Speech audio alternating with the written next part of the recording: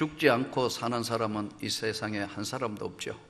다 태어난 사람은 언젠가는 어느 시간이든 때가 되면 이 세상을 떠나는 모든 사람이 죽음이란 것을 피해갈 수 없습니다.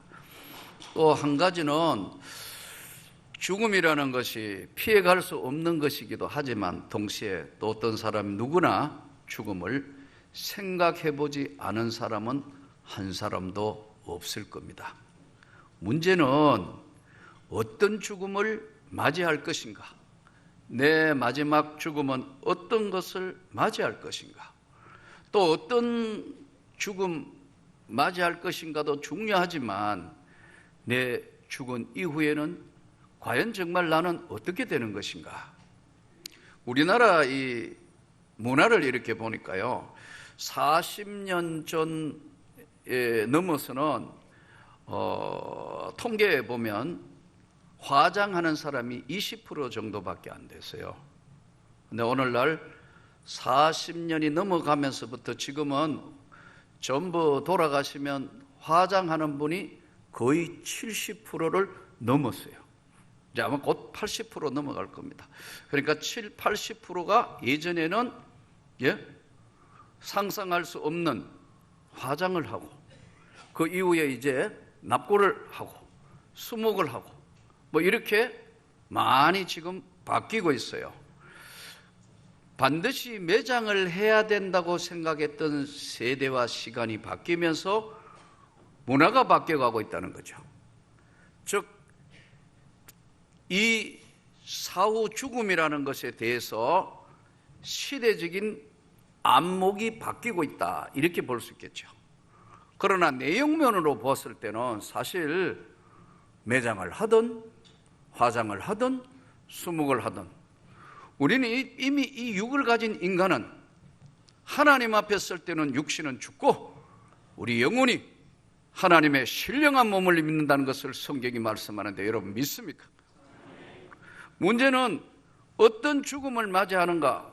세상 사람들도 세계관이 이렇게 지금 급격하게 매장에서 화장으로 바뀌어오면서 생각이 어느 정도 달라져 버렸냐 하면은요, 죽으면 다 끝났다. 그래서 사실 예수를 믿으면서도 교회 신앙생활 하면서도 자기도 모르게 튀어나오는 단어가 죽으면 다 끝이지 뭐 이렇게 이야기하시는 분들이 가끔 있어요. 여러분, 죽으면 끝나는 게 아니고 죽으면 새로운 시작이 되었다는 거예요. 안 믿는 사람들 세계관에도요, 특이한 단어가 있습니다. 이성, 저성. 그래서 이성에서 못 이룬 것, 저성에서 어떻게 하자, 이성, 저성을 이야기해요. 안 믿는 사람들 세계 속에도. 우리가 분명하게 알아야 할 것은 우리가 믿는 예수 그리스도가 저와 여러분을 마지막 날 살리셔서 우리가 죽는 순간에 우리 영혼을 주님이 부르셔서 저 빛나는 천국으로 인도한다는 걸 믿습니다.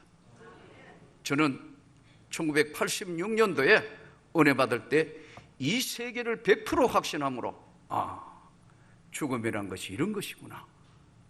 하나님이 살아계셔서 천국이 정말로 있고 지옥이 정말로 있구나.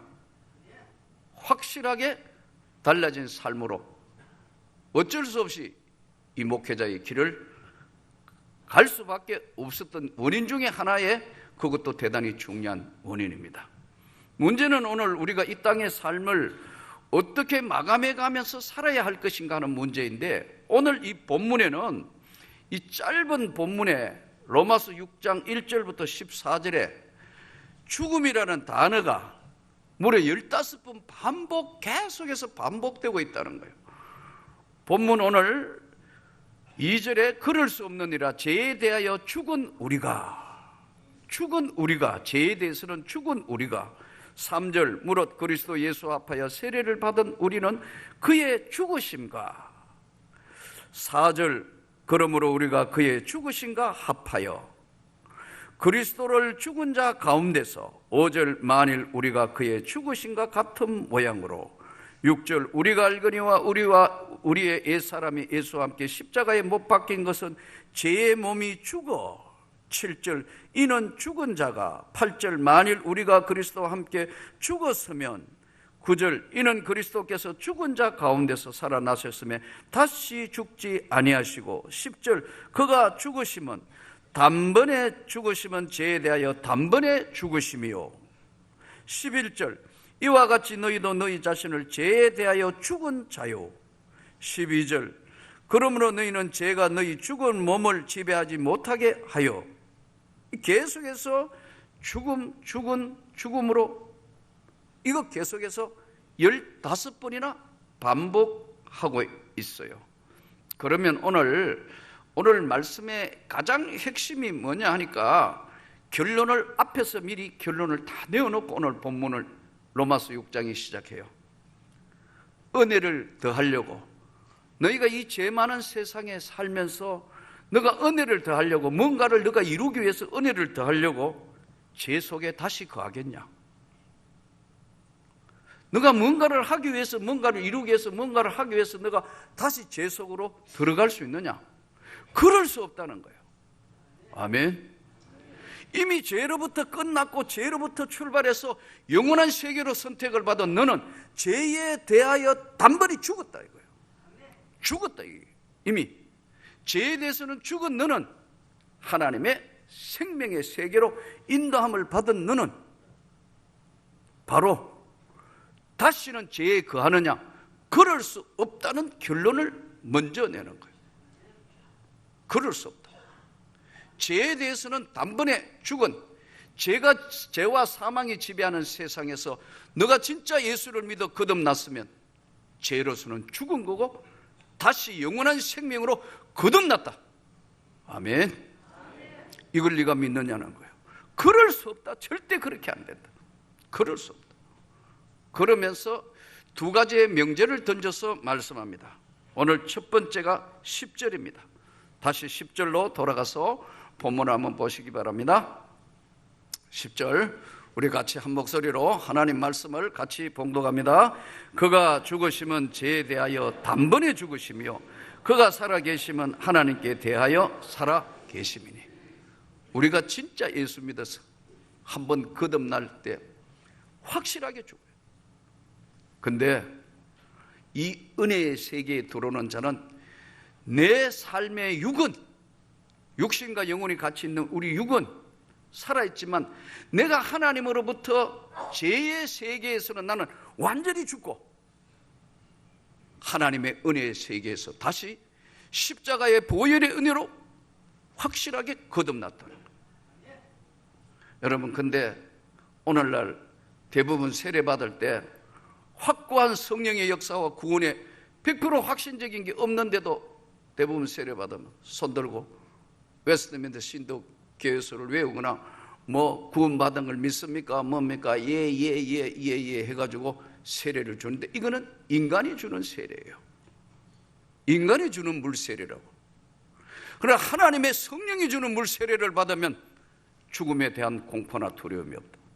노력할 건 아니지만 언제든지 주 예수여 오시옵소서. 주님, 제가 여기 있습니다. 이게 바로 오늘 단번에 죽은 거고 다시 주님과 함께 거듭났다. 그러므로 결론적으로 너는 다시는 죄에 속해 있는 사람도 아니고 죄가 너를 어찌할 수 없다.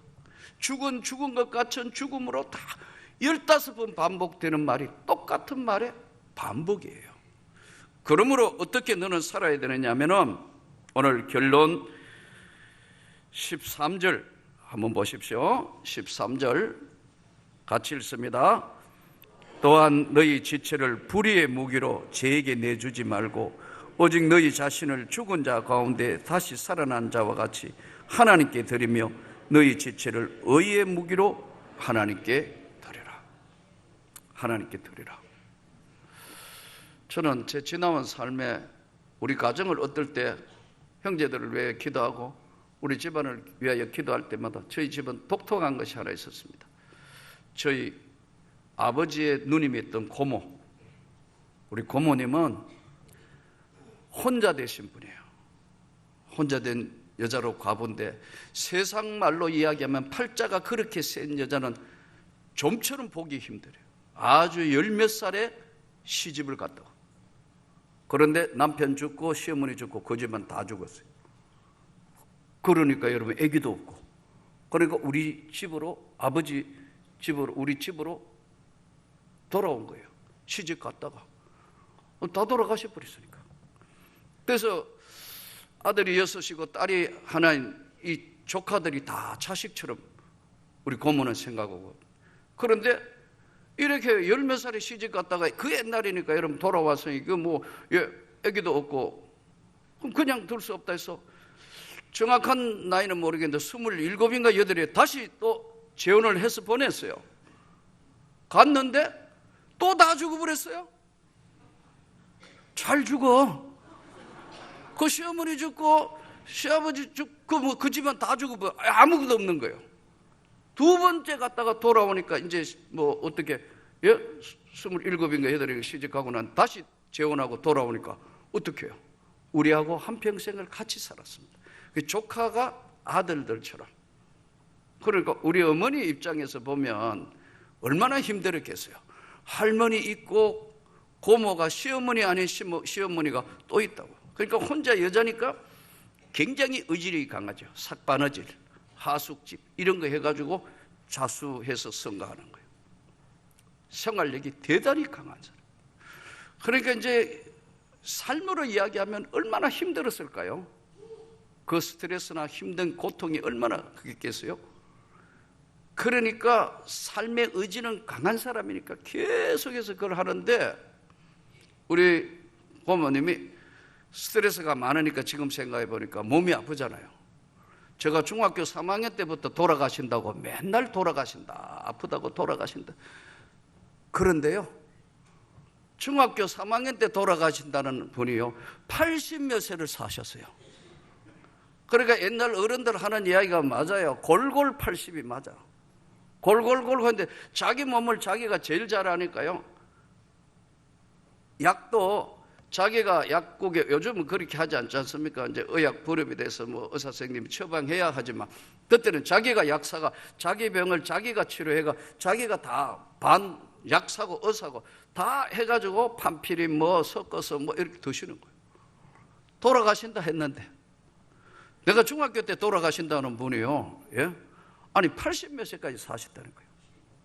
그런데 우리 고모님의 그 세계관은 외롭고 힘드니까 불교에 아주 심취했어요.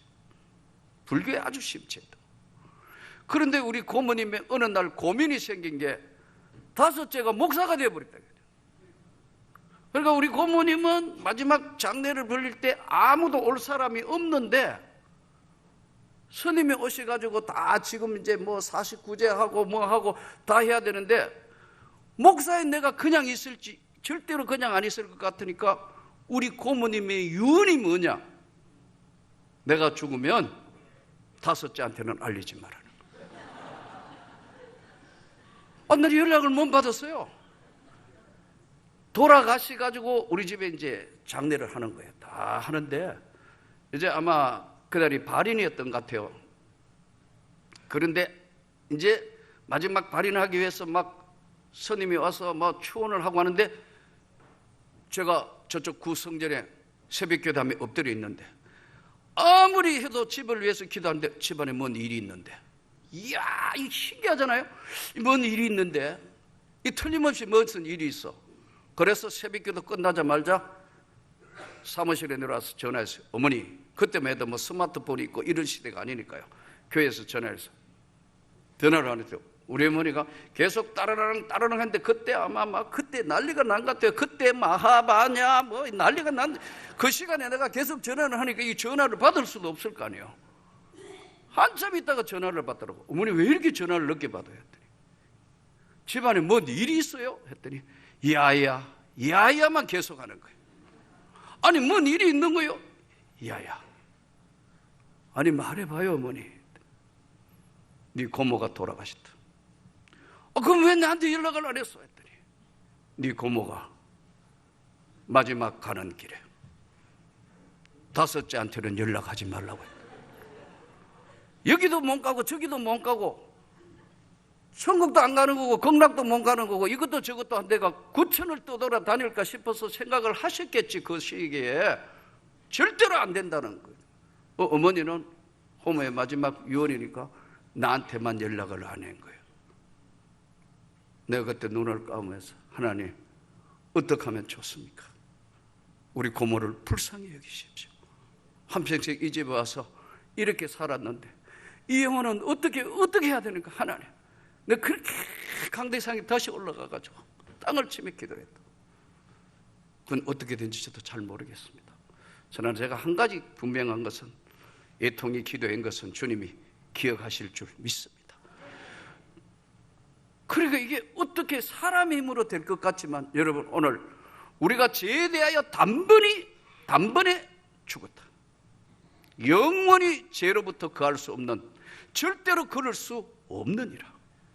이 구원은 하나님의 특별한 은혜고 이 자리에서 예배 드리는 모든 저와 여러분은 반드시 천국 땅을 밟게 될 것을 믿습니다. 또 그렇게 되어야 할 줄을 믿습니다. 마가복음에 보면은 한 청년이 예수님 찾아와가 대화하는 진지한 이야기 내용이 하나 나옵니다. 이 청년이 제가 무엇을 해야 예수님 영생을 얻습니까? 이렇게 질문을 던지죠. 그 청년을 바라보는 예수님의 모습이 풍요로운 삶 같고 괜찮게 살아온 삶 같고 한순간에 예수님이 파악을 하셨겠죠. 이렇게 이야기합니다. 내가 무엇을 해야 영생을 얻습니까?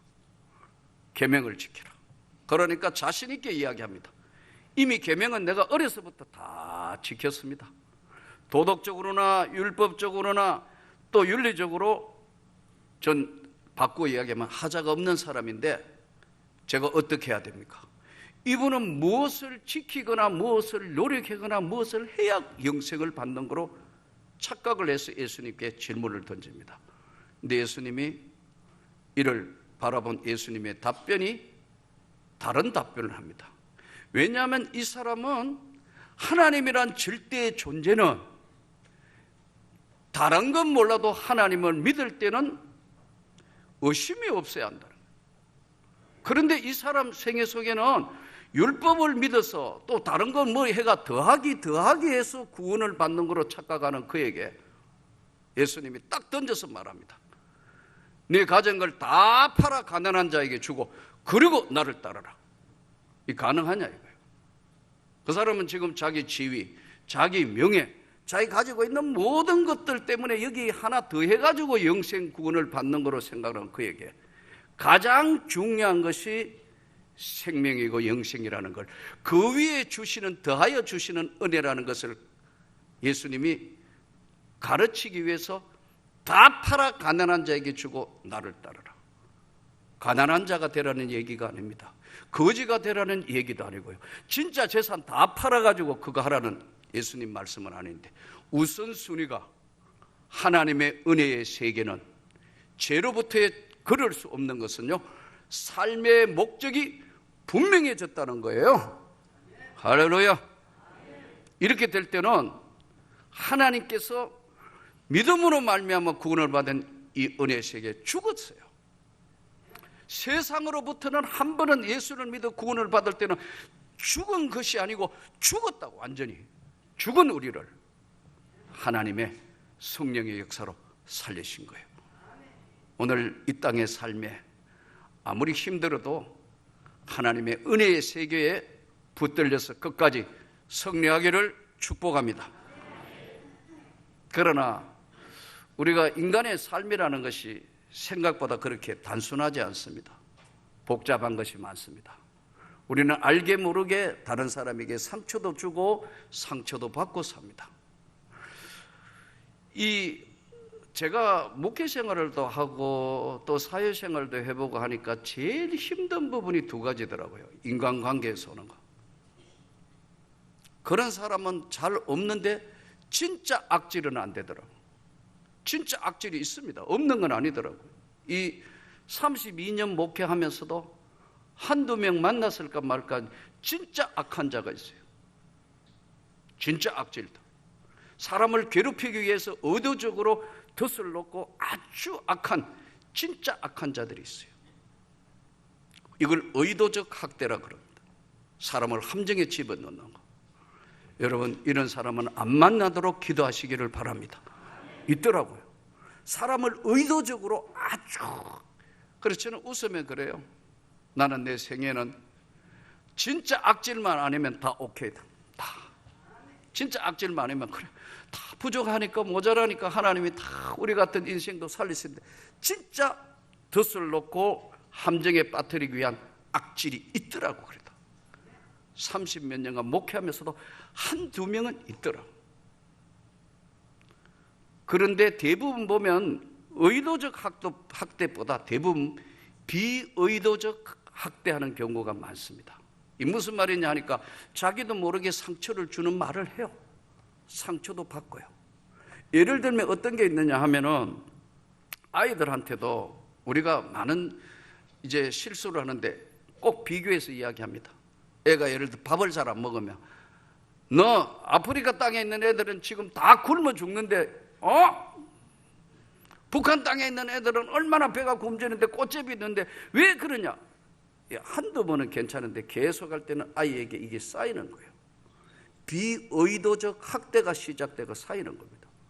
이걸 잘 극복하는 아이들이 있는가 하면 극복을 못해요. 자꾸 쌓인다고. 이제 나중에 이게 예를 들어 한 가지인데 이게 점점 쌓이면은 이 상처를 주고 이 아이는 또 반대편으로 상처가 오고, 아이뿐만 아니라 어른들한테도 왜 당신은 그렇게밖에 못하지요? 그 모양이요? 던지면 이게 다시 또 되돌아오고.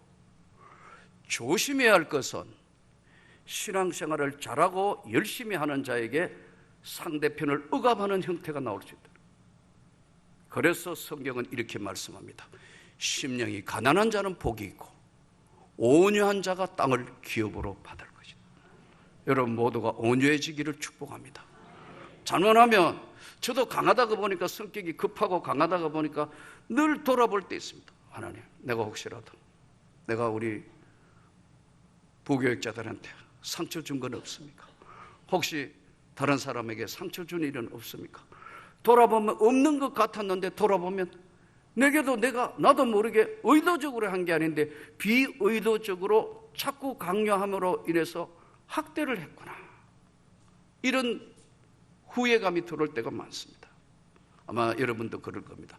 근데 이게 쌓이면 어떻게 하냐면요, 그 사람 반대편의 사람은 두려움에 말을 안 하는 거예요. 또 자기를 숨기는 거예요. 이제 자기를 숨기거나 두려우거나 안 되면은 나중에는 폭발한다. 실제 사례로 어떤 학교의 교사 한 사람의 실내 이야기가 나왔던 거 보니까, 이분이 아마 계약직 이제 학교 교사를 했던 것 같아요. 여선생님이. 요즘 학교 교사 되기가 쉽지 않잖아요. 과목이 뭐 영어나 수학이나 영어나 국어나 사회 과목이면 얼굴을 보고 이렇게 가르칠 텐데, 이분은 수학 가르치는 이 교사인데 계약직이란 말이에요. 아직 정식도 아니고. 그러나 이제 칠판에 이렇게 뭐 쓰는데 틀린 것도 아닌데, 요즘 중고등학교 애들이 굉장히 짓궂잖아요. 남학생 애가. 선생님, 그거 다 틀렸어요. 그러니까 틀리지 않았는데 쓰는데 뒤에서 틀렸다 하니까 머리가 하얘져 버렸다. 그래가 벌벌 떨면서 교무실에 가가지고 울고 소리를 지르니까 통제가 안 되는 거예요. 폭발해버렸다. 근데 우리 사회에 오늘날 살아가면서 수많은 일들이, 여러 가지 일이 일어나가지고 주눅 들어가 말 못하고, 뭘 시키면 못한다고 다 도망가고, 어떨 때는 스스로 자살에 가까운 그런 스스로를 학대하는 경우가 나오고, 다른 사람들을 공격하는 형태로 자꾸 이 사회가 거칠어지면서 부정적인 사회로 바뀌는 거예요. 우리는 이럴 때 어떻게 해야 되나요? 죄에서 떠난 우리는 어떻게 해야 되느냐? 이것은 다른 방법이 없어요. 여러분, 이렇게 됐을 때는 하는 것은 잡초를 온 밭이 잡초밭이면 딱 한 가지 방법밖에 없어요. 잡초를 뽑아내고 곡식을 심는 것밖에 방법이 없는. 우리 사는 삶 전체가 항상 옥토가 아닙니다. 그래서 하나님의 말씀이 떨어지면 길가에도 떨어지고 돌밭에도 떨어지고 가시떨기에도 떨어지고 좋은 땅에 떨어지면 30배, 60배, 100배의 결실을 맺는 것처럼 옥토로 바꾸기 위한 노력이 필요합니다. 선한 것을 심도록 해야 합니다. 선한 것을 심도록 힘은 들겠지만 최소한 노력하면, 선한 것을 심도록 노력하면 이 노력을 통해서 하나님의 성령의 빛이 들어오는 거예요. 더 낮은 곳으로, 내가 볼 수 있는 세계에서 더 낮은 곳으로, 더 힘들고 더 어려워하고 더 고통스러워하는 사람들, 낮은 곳으로 한 번만 더 눈을 돌려서 아래로 가면 하나님의 빛이 저와 여러분에게 성령을 비추듯이 죄에 대해서는 죽었던 우리를 거듭나서 다시 살리신 하나님이 끝까지 책임져 주시는 줄 믿습니다.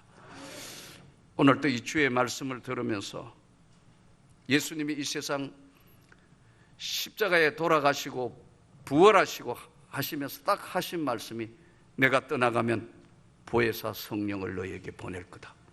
그 성령이 너희에게 임하면 그 능력은 인간의 능력이 아닌 하늘로부터 내리는 능력이다. 이 능력이 오늘 새롭게 하는 능력으로 회복과 축복의 역사를 다시 바꾸어 놓는다는 사실을 분명히 믿으면서 우리 힘이 아닌 하늘로부터 오는 권세와 능력으로 다시 일어서시기를 주의 이름으로 축복합니다.